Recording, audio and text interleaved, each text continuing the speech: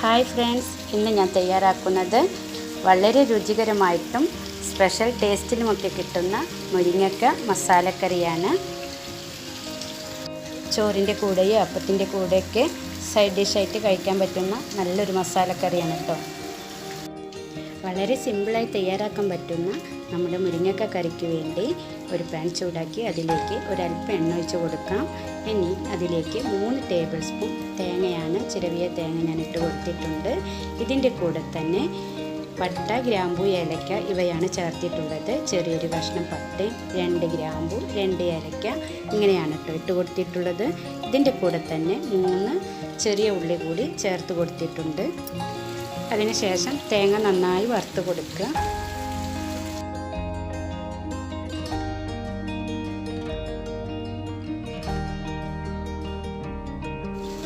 അപ്പോൾ ഈ ഒരു സമയം തേങ്ങ വറവായി വന്നിട്ടുണ്ട്. കളറൊക്കെ ഒന്ന് ചേഞ്ചായി വന്ന സമയത്ത് നമുക്ക് മസാല പൊടികളിട്ട് കൊടുക്കണം. അപ്പോൾ ആദ്യം ഞാൻ 1 ടീസ്പൂൺ മുളക് പൊടിയാണ്, അത് എരിവിനനുസരിച്ചൊക്കെ ഇട്ട് കൊടുക്കുക. നല്ല എരിവുള്ള മുളക് പൊടി ആയതുകൊണ്ടാണ് 1 ടീസ്പൂൺ ഞാൻ ഇട്ട് കൊടുത്തിട്ടുള്ളത്. അതേപോലെ തന്നെ 1 ടീസ്പൂൺ മല്ലിപ്പൊടിയും അല്പം മഞ്ഞൾപ്പൊടി ഇട്ട് കൊടുക്കുക.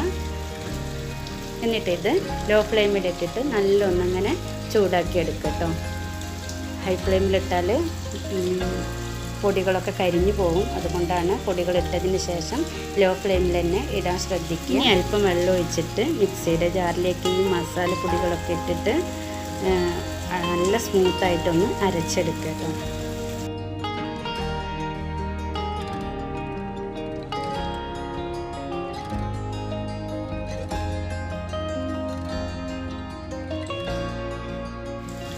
ഇനി അതേ പാനിൽ തന്നെ അല്പം എണ്ണ ഒഴിച്ച് കൊടുക്കുക. വെളിച്ചെണ്ണയാണ് ഞാൻ ഒഴിച്ച് കൊടുക്കുന്നത്. ഇനി അതിലേക്ക് 1/4 ടീസ്പൂൺ പെരുംജീരകം കൂടി ചേർത്ത് കൊടുത്ത് അതൊന്ന് പൊട്ടി വരുന്ന സമയത്ത് ഒരു വലിയ സവാളയാണ് ഞാൻ എടുത്തിട്ടുള്ളത്. അതുകൂടി ചെറുതായി അരിഞ്ഞതാണ് ഇതിലേക്ക് ഇട്ട് കൊടുത്തിട്ട് നല്ലൊന്ന് വഴറ്റി കൊടുക്കുക. അതിൻ്റെ കൂടെ തന്നെ കറിവേപ്പില കൂടി ഇട്ട് കൊടുക്കുക.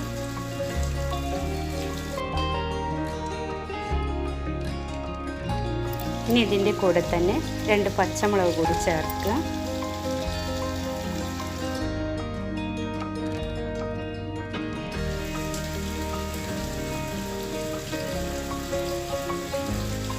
അപ്പോൾ സവാള ഏകദേശം വഴഞ്ഞ് കിട്ടിയിട്ടുണ്ട്. ഈ സമയത്ത് നമുക്കിതിലേക്ക് ഇഞ്ചി വെളുത്തുള്ളി ചതച്ചതാണ്, അതുകൂടി ചേർത്ത് കൊടുക്കുക.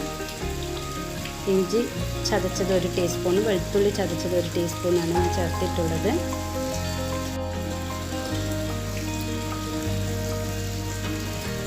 ഇനി ഇതിലേക്ക് വേണ്ടത് ഒരു തക്കാളിയാണ്. വലിയൊരു തക്കാളി ചെറുതായി കട്ട് ചെയ്തതാണ്. അതുകൂടി ചേർത്ത് നല്ലൊന്ന് വഴറ്റിയെടുക്കുക. ആവശ്യത്തിന് ഉപ്പും ചേർക്കുക.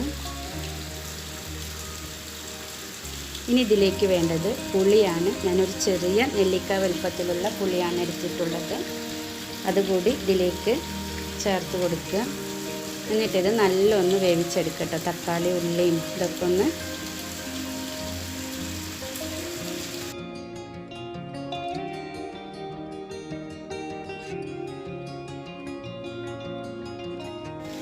ഇനി ഇതിലേക്ക് മെയിൻ ഇൻഗ്രീഡിയൻസായ മുരിങ്ങക്കായ ഇട്ട് കൊടുക്കുക. മുരിങ്ങക്കായത് നടുപൊളിച്ചിട്ടൊന്നുമില്ല കേട്ടോ, അങ്ങനെ ചെറിയ കഷ്ണമാക്കിയിട്ട് മുറിച്ചിട്ടാണ് ഞാൻ ഇട്ട് കൊടുത്തിട്ടുള്ളത്. ഇനി ഇതിലൊന്ന് നല്ലൊന്ന് മിക്സാക്കി കൊടുത്തതിന് ശേഷം ഇതിലേക്ക് നമ്മൾ നേരത്തെ അരച്ച് വെച്ച അരപ്പ് ഇതിലേക്ക് ഒഴിച്ച് കൊടുക്കുക.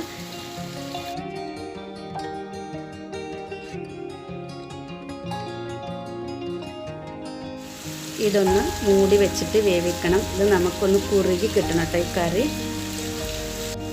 ഒരു 6 മിനിറ്റൊക്കെ വേവിച്ചെടുക്കണം. അപ്പോഴേക്കും നമ്മുടെ കറിയൊക്കെ കുറുകി വന്നിട്ടുണ്ടാവും. ഇപ്പോൾ ദാ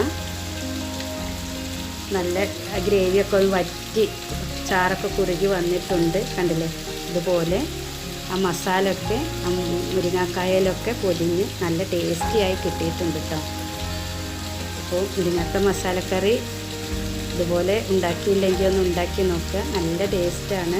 നമുക്ക് ചോറിൻ്റെ കൂടെയും അപ്പത്തിൻ്റെ ചപ്പാത്തിയുടെ ഒക്കെ കൂടെ കഴിക്കാൻ പറ്റിയ നല്ലൊരു മുരിങ്ങക്ക കറിയാണ്. അപ്പോൾ ഈ ഒരു രീതിക്ക് വേണം കേട്ടോ മസാലക്കറി കിട്ടാൻ. അപ്പോൾ ഉറപ്പായും ഒന്ന് ട്രൈ ചെയ്ത് നോക്കുക. എൻ്റെ റെസിപ്പി നിങ്ങൾക്ക് ഇഷ്ടപ്പെടുകയാണെങ്കിൽ ലൈക്കും കമൻറ്റും സബ്സ്ക്രൈബും ഒക്കെ ചെയ്യാം കേട്ടോ. Thank you.